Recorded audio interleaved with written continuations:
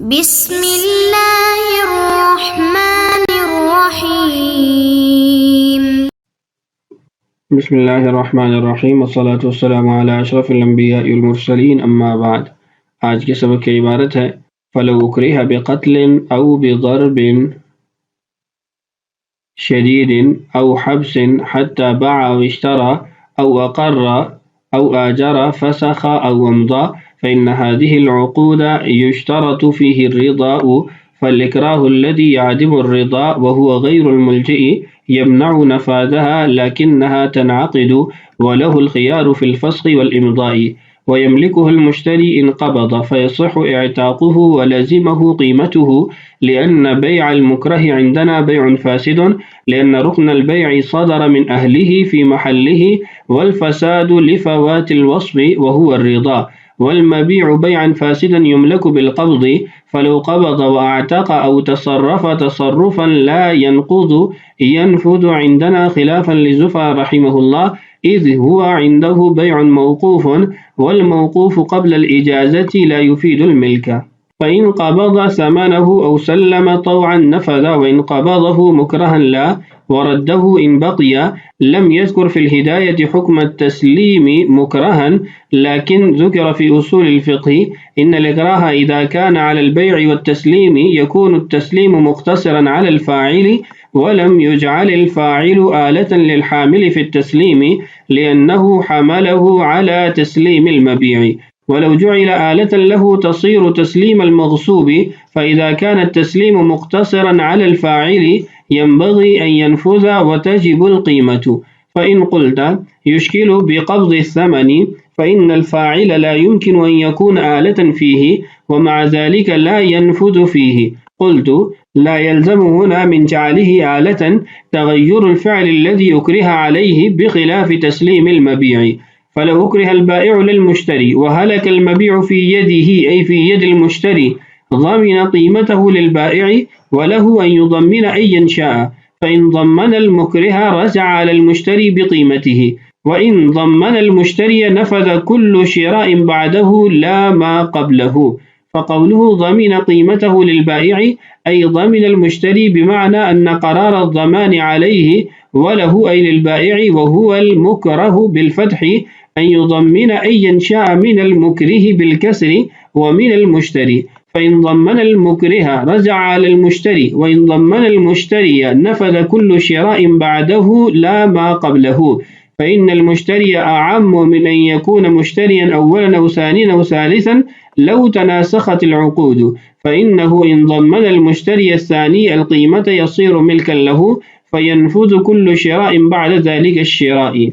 ولا ينفذ الشراء الذي كان قبله فيرجع المشتري الضامن بالثمن على بائعه ثم هذا البائع بالثمن على بائعه وهذا بخلاف ما إذا أجاز المالك أحد العقود حيث ينفذ الجميع لأنه أسقط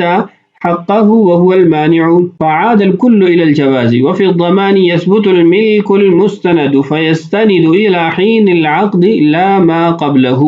یہ ہے آج کے سبق کی عبارت۔ اس عبارت سے جن مسائل کا بیان شروع ہو رہا ہے ان کا عنوان یہ ہے کہ مکرہ بہی جس چیز پر اکراہ کیا جا رہا ہے وہ 4 قسم کے ہیں، جس کی پہلی قسم انشاءاللہ آج کی اس ویڈیو میں ہم پڑھیں گے۔ اور پہلی قسم یہ ہے کہ ایسے عقود پر اکراہ کرنا، مجبور کرنا جن کے اندر رضامندی ضروری ہوتی ہے۔ اب عبارت پڑھ کے سمجھتے ہیں مسئلے کو۔ فرماتے ہیں فَلَوْ أُكْرِهَ اگر کسی کو مجبور کیا جاتا ہے، اکراہ کیا جاتا ہے، بقتل قتل کے ذریعے، او بضرب شدید یا سخت مار کے ذریعے۔ بقتل یہ ملجے اکراہ ہے یعنی کامل اکراہ ہے، اور بضرب شدید یہ غیر ملجے اکراہ ہے، اور او حبس یا پھر قید، یہ بھی اسی کی ایک جزئی ہے۔ یہ جو کلمہ شدیدن کی یہاں پر قید ہے نا، اس کا کو خاص فائدہ نہیں ہے۔ اس کی وجہ یہ ہے کہ ہم پہلے پڑھ چکے ہیں کہ اکراہ مار کے اعتبار سے افراد کے احوال کے اعتبار سے مختلف ہوتا ہے۔ کوئی آدمی تھوڑی مار بھی اس کے لیے کافی ہوتی ہے اور کسی پر زیادہ بھی اثر نہیں کرتی، تو اس لیے شدیدن کی قید لگانا کوئی مفید نہیں ہے۔ یا پھر اس کو قید کیا حتی باع او اشترى، اب اس نے وہ چیز بیچ دی یا خرید لی، یعنی بائع پر اکراہ کیا گیا، چاہے اکراہ ملجے ہو یا غیر ملجے ہو، یا مشتری پر عقد کو نافذ کرنے تمام کرنے کے لیے اکراہ کیا گیا۔ او اقرہ یا اس کو مجبور کر کے اس سے اقرار کیا کروایا گیا، او آجرا یا پھر اس کو مجبور کیا گیا کہ وہ اجرت پر اپنی چیز دے، فسخ او امضى، اب وہ اس کو فسخ بھی کر سکتا ہے، اس کو باقی بھی رکھ سکتا ہے، یعنی جب اس کا یہ اکراہ زائل ہو جائے تو اس کے بعد فسخ کرنا چاہتا ہے تو فسخ کر سکتا ہے، اس عقد میں باقی رہنا چاہتا ہے تو باقی بھی رہ سکتا ہے۔ فإن هذه العقود يشترط فيه الرضا، وجہ یہ ہے کہ ان تمام عقود میں، بیع ہو، شراء ہو، اقرار ہو، اجارہ ہو، ان میں رضامندی ضروری ہے، اور یہاں پر رضامندی موجود نہیں ہے کہ اس کو قتل کی دھمکی دی گئی، مارنے کی دھمکی دی گئی، قید کرنے کی دھمکی دی گئی اور اس کے ذریعے اس سے کام لیا گیا، تو اس کی جو رضامندی ہے وہ نہیں پائی جا رہی۔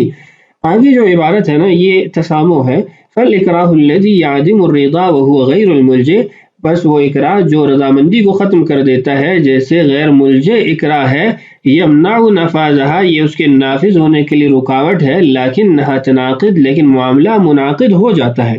اب یہاں پر مسئلہ یہ ہے کہ فالإكراه الذي يعدم الرضا وهو غیر الملجئ، کہ شارح فرما رہے ہیں کہ غیر ملجئ اکراہ سے رضامندی ختم ہوتی ہے، حالانکہ پہلے پڑھ چکے ہیں کہ اکراہ کی دونوں قسمیں، چاہے ملجئ ہو یا غیر ملجئ ہو، اس سے رضامندی ختم ہو جاتی ہے، تو اس لیے بلکہ عبارت کے اندر خود بھی یہ جو متن ہے اس میں مذکور ہے فَلَوْ أُكْرِهَ بِقَتْلٍ أَوْ بِضَرْبٍ شَدِيدٍ أَوْ حَبْسٍ، تو بقتل یہ اکراہ ملجئ ہے، بِضَرْبٍ شَدِيدٍ أَوْ حَبْسٍ یہ اکراہ غیر ملجئ ہے، تو متن کے اندر بھی دونوں صورتیں پائی جا رہی ہیں، تو اکراہ ملجئ ہو غیر ملجئ ہو، جب کسی عقد پر مجبور کر کے وہ عقد ظاہری طور پر قائم کروا دیا گیا تو وہ نافذ ہونے سے تو رک جائے گا، نافذ نہیں ہوگا لیکن منعقد ہو جائے گا۔ وَلَهُ الْخِيَارُ فِي الْفَسْخِ وَالْإِمْضَاءِ، اب اس کو یہ اختیار ہے جو عقد منعقد ہوا اس کو باقی رکھے یا فسخ کر دے۔ وَيَمْلِكُهُ الْمُشْتَرِي، اور مشتری اس کا مالک بن جائے گا، ان قبضہ اگر وہ اس پہ قبضہ کر لیتا ہے، فَيَصِحُ اعْتَاقُهُ، اور پھر اس نے اگر آزاد کر دیا تو اس کا آزاد کرنا بھی درست ہوگا، وَلَزِمَهُ قِيمَتَهُ، لیکن اس پر جو بدل لازم آئے گا وہ قیمت آئے گا، ثمن نہیں آئے گا۔ مطلب یہ ہے کہ ایک آدمی کو مجبور کیا گیا کہ تم اپنی یہ چیز بیچو، اس نے مجبور ہو کے چیز بیچ دی، مشتری نے اس پہ قبضہ کر لیا تو مشتری اس کا مالک بن گیا، اور مشتری اگر اس کو آزاد کر دیتا ہے اس کا آزاد کرنا بھی درست ہے لیکن ثمن ادا نہیں کرے گا، اس لیے کہ ثمن تو رضامندی سے طے ہوتا ہے، تو قیمت اس پر لازم آئے گی، بازار کے اندر جو رائج قیمت ہے وہ ادا کرے گا۔ وجہ کیا ہے کیوں مالک بن جائے گا، کیوں اعتاق درست ہے؟ فرماتے ہیں لأن بیع المکرہ عندنا بیع فاسد، ہمارے نزدیک مکرہ کی بیع فاسد ہے۔ کیوں بیع فاسد ہے؟ لأن رکن البیع صدر من اہلہ، بیع کا جو رکن ہے ایجاب اور قبول وہ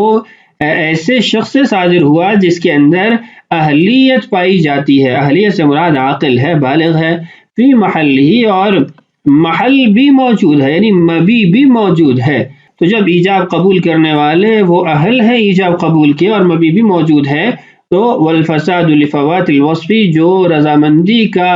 وصف فوت ہے اس کی وجہ سے فساد لازم آ جائے گا، وہ الرضا، والمبیع بیعا فاسدا یملک بالقبض، جب یہ طے ہوگا کہ یہ بیع فاسد ہے تو بیع فاسد کے بارے میں یہ حکم ہے کہ وہ قبضہ کرنے کے ساتھ ملکیت میں داخل ہو جاتا ہے۔ فلو قبضہ، جب اس نے قبضہ کر لیا، واعتق، اور آزاد کر دیا، او تصرف تصرفا لا ينقض، یا ایسا تصرف کر دیا کہ جو اب ختم نہیں ہو سکتا، غلام کو آزاد کیا یا اس کو میں ولد بنا دیا، کوئی بھی ایسا تصرف جو اب توڑا نہیں جا سکتا، ختم نہیں کیا جا سکتا، ينفذ عندنا، ہمارے نزدیک نافذ ہو جائے گا، خلافا لزفر رحمہ اللہ، امام زفر رحمہ اللہ کا اس مسئلے میں اختلاف ہے، اذ هو عنده بیع موقوف، ان کی دلیل یہ ہے کہ یہ بیع موقوف ہے، اور الموقوف قبل الاجازت لا يفید الملک، اور بیع موقوف کے بارے میں یہ حکم ہے کہ وہ اجازت سے پہلے ملکیت کا فائدہ نہیں دیتی، تو یہاں پر جب تک اس نے امضاء عقد نہیں کیا تو اس شخص کو یعنی مشتری کو ملک حاصل نہیں ہوئی، ملک حاصل نہیں ہوئی تو اس کے تصرفات جو ہے وہ غیر کی ملک میں تصرفات ہیں، اور غیر کی ملک کے اندر تصرفات نافذ نہیں ہو سکتے۔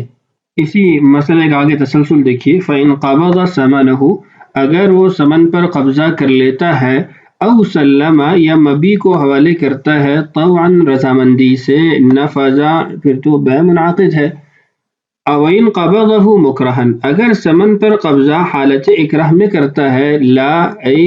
لا ينفذ تو یہ بے نافذ نہیں ہوگی، وردہ ان بقی ان بقی الثمن اگر ثمن باقی ہے تو وہ اس کو واپس لوٹائے گا۔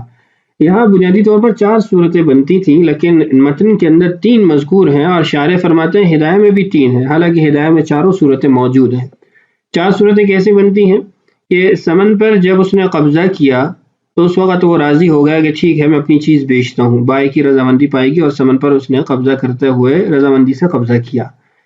یا پھر اوسلم مبیعہ طوعا، اس نے اپنے مبیع کو جب حوالے کر رہا تھا، پہلے اکراہ تھا بے کے اندر، پھر جب حوالے کر رہا تھا تو اس نے رضامندی سے حوالے کر دیا، تو یہ 2 صورتیں تو نافذ ہو جائیں گی۔ اب مسئلہ رہ جاتا ہے کہ اگر وہ ثمن وصول کرتے ہوئے مکرہ ہے، حالت اکراہ باقی ہے، یا مبیع حوالے کرتے ہوئے حالت اکراہ باقی ہے، تو پھر کیا حکم ہوگا؟ پہلی صورت تو یہاں مذکور ہے، فرماتے ہیں ان قبضہ مکرہ اللہ، اگر ثمن پر قبضہ کرتے ہوئے حالت اکراہ باقی ہے تو یہ بے نافذ نہیں ہوگی۔ لیکن چوتھی صورت کہ اگر وہ جب اس کو مبیع حوالے کر رہا ہے اور حالت اکراہ باقی ہے تو اس کا کیا حکم ہے، تو متن میں مذکور نہیں ہے، البتہ ہدایہ میں ہے ثم اذا باع مکرہن وسلم مکرہن یثبت به الملک عندنا وعند زفر رحمہ اللہ لا یثبت۔ صاحب ہدایہ فرماتے ہیں کہ اگر اس نے حالت اکراہ میں بیچا، حالت اکراہ میں قبضہ دیا تو اس سے ہمارے نزدیک ملکیت ثابت ہو جاتی ہے، امام ظفر رحمہ اللہ کے نزدیک ملکیت ثابت نہیں ہوتی۔ یہ وَيَمْلِكُهُ الْمُشْتَرِي جو ہم نے سابقہ مسئلہ پڑھا نا، یعنی اسی مسئلے کی ابتدا، اس کے تحت صاحب ہدایہ نے اس کو ذکر کیا ہے، جو مکتبۃ البشریٰ کا بڑا نسخہ ہے اس کے صفحہ نمبر 484 پر یہ مسئلہ مذکور ہے۔ تو صاحب ہدایہ نے چوتھی صورت بھی ذکر کی ہے کہ اگر حالت اکراہ میں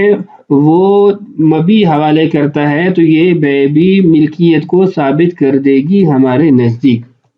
اب یہ صورت واضح ہے، آگے صاحب ہدایہ سے متعلق جو بات ہے اس کو پڑھتے ہیں۔ لم یذکر فی الہدایت، ہدایہ کے اندر ذکر نہیں کیا گیا حکم تسلیمی، حوالے کرنے کا حکم مکرہن حالت اکراہ میں۔ دیکھیں یہاں پر بھی سلم طوعاً ہے، لیکن سلم مکرہن کا کہیں وجود آپ کو نظر نہیں آ رہا، اور صاحب ہدایہ پر بھی یہی اعتراض ہے، لیکن میں نے آپ کو بتایا کہ صاحب ہدایہ نے اس سے قبل عبارت کے اندر اس کو ذکر کیا ہے۔ لیکن ذکر فی اصول الفقہ، لیکن اصول فقہ کے اندر یہ بات مذکور ہے۔ اب اصول فقہ کے یعنی مدد سے یہاں اس مسئلے کو یہ حل کریں گے۔ اصول فقہ کے اندر کیا مذکور ہے؟ ان الاکراہ اذا کان علی البیع والتسلیم، کہ اگر اکراہ مجبور کرنا بے پر اور حوالے کرنے پر موجود ہو، یکون التسلیم تو یہ حوالہ کرنا، قبضہ دینا، مختصرا علی الفاعل، اس کا اثر فاعل پر ہی منحصر رہے گا، اس سے تجاوز نہیں کرے گا، ولم یجعل الفاعل اور فاعل کو نہیں بنایا جائے گا،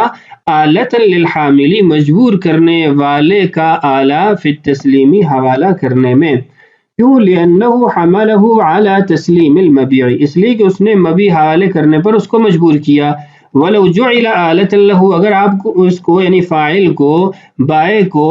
آلہ بنا دیتے ہیں مکرہ کے لیے، تصیر تسلیم المغصوبی، تو یہ مبیع سے ہٹ کر معاملہ غصب کی طرف چلا جائے گا کہ یہاں پر وہ مغصوبہ چیز حوالے کر رہا ہے۔ فإذا كان التسلیم مقتصرا على الفاعل، جب حوالے کرنا یہ فاعل تک ہی منحصر ہے، اسی تک اس کا اثر ہے، ينبغي ان ينفذ، تو اس کا نتیجہ یہ ہے کہ یہ بے نافذ ہونی چاہیے، اور تجب القیمت، اور قیمت لازم ہونی چاہیے۔ عبارت پڑھ کے میں نے ترجمہ کر دیا، اب اصول فقہ کی جو یہاں بحث مذکور ہے اس کو سمجھاتا ہوں۔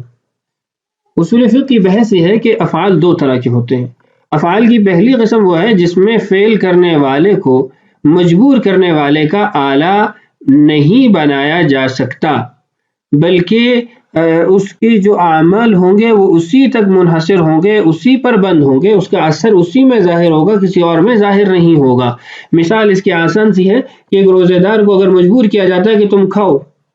اب اگر وہ یہ کھا لیتا ہے تو اس سے روزے دار کا روزہ ٹوٹے گا، یہ جو کھانے کا جو اثر ہے یہ اسی کی ذات میں ظاہر ہوگا، اس کی ذات سے خارج ہو کر مکرہ مجبور کرنے والے کی طرف نہیں منتقل ہوگا کہ ہم یہ کہیں کہ اس کا روزہ ٹوٹ گیا ہے۔ تو یہ افعال کی وہ قسم ہے کہ اگر اس پر مجبور کیا جائے تو اس میں آپ یہ نہیں کہہ سکتے کہ عمل کرنے والا مجبور کرنے والے کا آلہ ہے۔ آلہ ہونے کا کیا مطلب ہے؟ آلہ ہونے کا مطلب یہ ہے کہ اب آپ کا ہاتھ آپ کے لیے بطور آلہ کام کرتا ہے، یہ پکڑنے کا بھی ذریعہ ہے، مارنے کا بھی ذریعہ ہے، لکھنے کا بھی ذریعہ ہے، تو یہ ایک آلہ ہے جس کے اعمال جب صادر ہوتے ہیں تو یہ آپ کی طرف منسوب ہوتے ہیں۔ اب جس شخص کو آپ مجبور کر رہے ہیں، جیسے ہاتھ کو مجبور کیا جاتا ہے اپنی چاہت سے چلایا جاتا ہے، ایسے ہی اگر کسی آدمی کو مجبور کیا جاتا ہے اور اس سے کوئی کام کروایا جاتا ہے، اب سوال یہ پیدا ہوتا ہے کہ یہ آپ کے لیے بطور آلہ ہے، آپ اس سے بطور اعلیٰ کام لے رہے ہیں، یا پھر مستقل وہ اب کام کر رہا ہے، یا پھر اس کا اثر اسی تک پہنچے گا، آپ کی طرف نہیں پہنچے گا۔ تو آپ کو ایک چیز بتا دی، ایک قسم بتا دی کہ جس کے اندر یہ مکرہ فاعل کو اعلیٰ نہیں بنا سکتا، یہ اس کا اعلیٰ تصور نہیں کیا جائے گا، اور اس کی وجہ سے اس کا جو اثر ہے عمل کا وہ فاعل پر تک ہی منحصر رہے گا، نہ یہ کہ وہ مکرہ کی طرف منتقل ہوگا۔ دوسری قسم وہ ہے کہ جس کے اندر فاعل کو مکرہ کا اعلیٰ بنایا جا سکتا ہے، لیکن ان کی بھی پھر دو قسمیں ہو جاتی ہیں۔ کچھ امور وہ ہوتے ہیں جن کے اندر جو عمل کروایا جا رہا ہے اس کی وجہ سے اس عمل کی حیثیت تبدیل ہو جاتی ہے، وہاں پر آپ پھر کہیں گے کہ نہیں، مکرہ کو اعلیٰ نہیں بنا سکتے۔ مثال کے طور پر ایک آدمی نے دوسرے کو مجبور کیا کہ تم مجھے یہ چیز بیچو، اب اس نے اس کو وہ چیز بیچ دی، اس کے حوالے بھی کر دی۔ اب اگر آپ یہ کہیں کہ جو اس کو مجبور کر رہا ہے یہ اس کو بطور اعلیٰ بھی اس سے عمل کر رہا ہے کہ وہ اس کا اعلیٰ ہے، اب اعلیٰ ہونے کا مطلب یہ ہے کہ یہ جو عمل ہے یہ مکرہ کی طرف منسوب ہو۔ اب مکرہ کی طرف آپ منسوب کریں گے تو یہ جو چیز ہے جو اکراہ کے طور پر لی جا رہی ہے اس کی حیثیت تبدیل ہو جائے گی، کہ اگر اس کی آپ نسبت کریں فاعل کی طرف تو یہ بے شرا کے طور پر مبی بن جائے گی۔ اگر آپ کہتے ہیں نہیں یہ اعلیٰ ہے اور اصل وہ ہے جو شخص اس کو مجبور کر رہا ہے، تو اس کا مطلب یہ ہے کہ جو مجبور کر رہا ہے وہ دوسرے کی چیز کے اندر بغیر کسی وجہ اور حق کے تصرف کر رہا ہے اور اس سے وہ چیز چھین رہا ہے، تو کسی سے بغیر حق کی چیز چھیننا یہ غصب کہلاتا ہے۔ تو یہ حیثیت تبدیل ہو گئی اس معاملے کی کہ یہ مبی سے، بے سے، مغصوبہ چیز اور غصب کا معاملہ قائم ہو جاتا ہے۔ تو یہاں پر بھی ہم یہ کہیں گے کہ یہ اعلیٰ کے طور پر مستعمل نہیں ہے، فاعل کو مکرہ کا اعلیٰ نہیں بنا سکتے۔ مزید اس کی تفصیلات آپ اصول کی کتاب پڑھ لیں گے، توضیح تنویر وغیرہ میں بھی آپ اس کو انشاءاللہ پڑھ لیں گے۔ یہ ساری عبارت تو انشاءاللہ واضح ہو چکی ہوگی، ان الاکراہ سے لے کر تجب القیمہ تک۔ اس اصول کے سننے کے بعد آپ ایک بار پھر اس کو پڑھ لیجئے تو انشاءاللہ واضح ہو جائے گی۔ فَإِن قُلْتَ، اگر یہ اعتراض کیا جائے، یہ ماقبل مسئلے پر ایک اعتراض ہے، یشکل بقبض الثمن، ثمن پر قبضہ کرنے کا جو مسئلہ ہے اس سے اشکال پیدا ہوتا ہے۔ فَإِنَّ الْفَاعِلَ لَا يُمْكِنُ أَن يَكُونَ آلَةً فِيهِ، فاعل تو وہاں پر بھی اعلیٰ نہیں بن سکتا۔ جب وہاں پر فاعل اعلیٰ نہیں بن سکتا تو فاعل کا جو عمل ہے وہ اس کی ذات تک منحصر رہنا چاہیے۔ ذات تک منحصر رہنے کا مطلب یہ ہے کہ اس کی بے نافذ ہونی چاہیے۔ وَمَعَ ذَلِكَ لَا يَنْفُذُ فِيهِ، حالانکہ وہاں پر آپ نے یہ کہا کہ وہاں بے نافذ نہیں ہوتی۔ قلت، اس کا جواب دیکھیے، لا يلزم هنا من جعله آلة تغیر الفعل الذي اکرہ علیہ، کہ فاعل جب ثمن پر قبضہ کرتا ہے وہاں اگر اس کو اعلیٰ بنایا جائے تو اس کے اعلیٰ بنانے سے فعل کی حیثیت میں کوئی تبدیلی نہیں آتی، بخلاف تسلیم المبیع، مبی حوالے کرنے کے مسئلے کے برخلاف، کہ وہاں پر جب ہم نے اس کو اعلیٰ بنایا تو اعلیٰ بنانے کی وجہ سے اس کی حیثیت تبدیل ہو رہی تھی، تو اس لیے ہم نے وہاں پر اس کے فعل کو اس کی ذات تک منحصر رکھا اور جو مکرہ ہے اس کی طرف منتقل نہیں کیا۔ جبکہ یہ جو اوپر مسئلہ ہے قبض الثمن والا، ثمن پر قبضہ کرنے والا، اس کے اندر جو نسبت ہے وہ حامل مکرہ کی طرف کی گئی ہے، اس لیے وہاں پر معاملہ درست نہیں ہوگا۔ خلاصہ یہ ہے کہ ثمن پر قبضہ کرنے کا جو معاملہ ہے اس میں حامل یعنی جو مکرہ ہے اس کی طرف فعل کی نسبت ہے، اور جہاں تک مبی حوالہ کرنے کا معاملہ ہے وہاں پر وہ فاعل کا عمل ہے، نہ یہ کہ مکرہ کی طرف اس کو منسوب کریں گے۔ مکرہ کی طرف منسوب کرنے کی وجہ سے اس کی حیثیت تبدیل ہوتی ہے۔ آگے چلتے ہیں۔ فَلَوْ أُكْرِهَ الْبَائِعُ، اگر بائع کو مجبور کیا جاتا ہے، للمشتری، مشتری پر اکراہ نہ ہو، وَهَلَكَ الْمَبِيعُ فِي يَدِهِ، اور مبی مشتری کے قبضے میں ہلاک ہو جاتا ہے، ضَمِنَ قِیمَتَهُ لِلْبَائِعِ، تو یہ بائع کے لیے قیمت کا ضامن بنے گا، مشتری بائع کو قیمت کا ضمان ادا کرے گا۔ وَلَهُ اور مشتری کو یہ حق ہے أَن يُضَمِّنَ أَن يَنشَأَ کہ وہ جس کو چاہے ضامن ٹھہرائے۔ فَإِن ضَمَّنَ الْمُكْرِهَ اگر وہ مکرہ کو ضامن ٹھہراتا ہے، یعنی بائع اگر مکرہ کو ضامن ٹھہراتا ہے، رجع المکرہ علی المشتری بقیمتہ اور جو مکرہ ہے جب وہ ادائیگی کر لے تو وہ مشتری سے اس کی قیمت وصول کر سکتا ہے۔ مسئلہ یہ ہے کہ زید نے عمرو کو مجبور کیا کہ تم علی کو اپنی چیزیں بیچو، اب عمرو نے مجبور ہو کے علی کو چیزیں بیچ دی، اب وہ قیمت وصول کرنا چاہتا ہے تو وہ زید سے بھی وصول کر سکتا ہے، علی سے بھی وصول کر سکتا ہے، لیکن اگر وہ مشتری سے وصول کرتا ہے پھر تو معاملہ ٹھیک ہے، لیکن اگر وہ مکرہ سے وصول کرتا ہے تو مکرہ کو یہ حق حاصل ہے کہ وہ مشتری سے اس کو وصول کرے۔ وَإِن ضَمَّنَ الْمُشْتَرِيَ اگر بائع مشتری کو ضامن ٹھہراتا ہے، نَفَذَ كُلُّ شِرَاءٍ بَعْدَهُ تو اس کے بعد والی جو خرید و فروخت کے معاملات ہیں وہ تو درست ہو جائیں گے، لا ما قبلہ پہلے والے جو معاملات ہیں وہ درست نہیں ہوں گے۔ آگے خود ہی شرح کے اندر اس کی وضاحت موجود ہے، تفصیلی طور پر مسئلہ مذکور ہے اور اس کی جزیات کافی ہیں، تو عبارت پڑھ کے ہی اس کو سمجھتے ہیں۔ فَقَوْلُهُ متن کے اندر یہ کہنا ضَمِنَ قِیمَتَهُ لِلْبَائِعِ کہ وہ قیمت کا ضامن ٹھہرے گا بائع کے لیے، اس سے مطلب یہ ہے کہ ضَمِنَ الْمُشْتَرِی مشتری ضامن ٹھہرے گا، بمعنی اس کا مطلب یہ ہے ان قرار الضمان علیہ کہ ضمان اس پر آگے ٹھہرے گا۔ وَلَهُ اور جو لہو کا کلمہ ہے ای للبائع اس سے مراد یہ ہے کہ بائع کو یہ اختیار ہے، وَهُوَ الْمُكْرَهُ بِالْفَتْحِ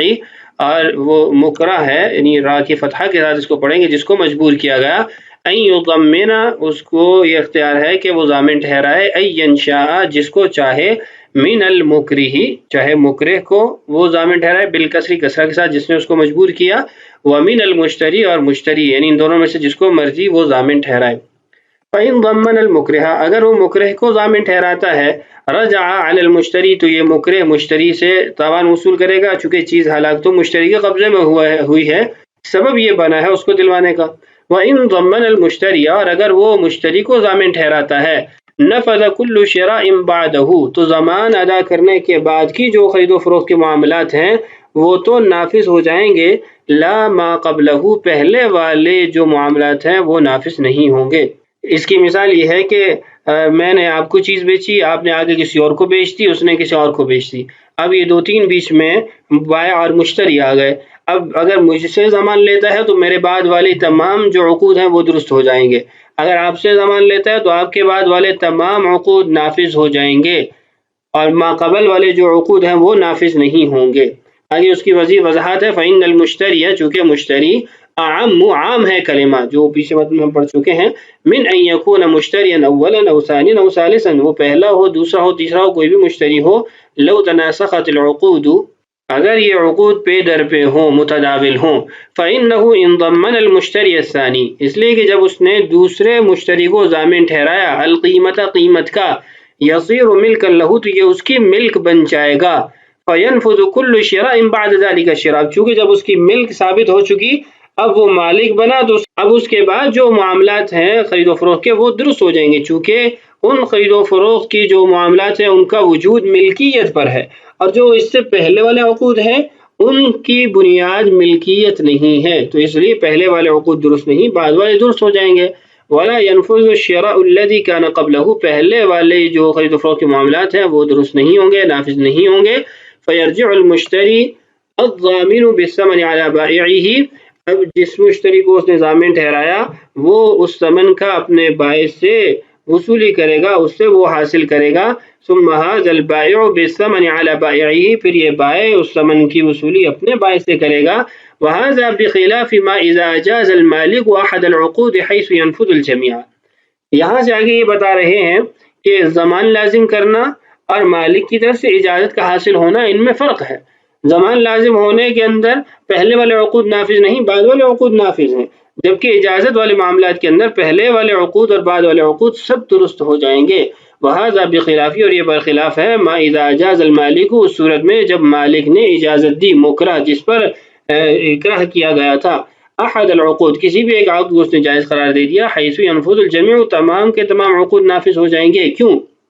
لأنه اسقط حقه، چونکہ اس نے اپنے حق کو ساقط کیا. حق یہ تھا کہ اس کو جو یعنی اکراہ کیا گیا تھا، جبر کیا گیا تھا، اس کی وجہ سے اس کو یہ اختیار دیا گیا تھا کہ بے نافذ کر دو یا فسخ کر دو. وهو المانع، اور یہی حق تو مانع تھا، رکاوٹ تھا. جب مانع اور رکاوٹ ختم ہو گیا فعاد الکل الى الجواز، سارے معاملات جواز کی طرف آ جائیں گے. اذا زال المانع عاد الممنوع. وفی الضمان، اور ضمان کی جو صورت ہے، یثبت الملک المستند، اس کے اندر ملکیت جو ثابت ہوتی ہے وہ سہارے والی ملکیت ثابت ہوتی ہے. کسی سہارے پر وہ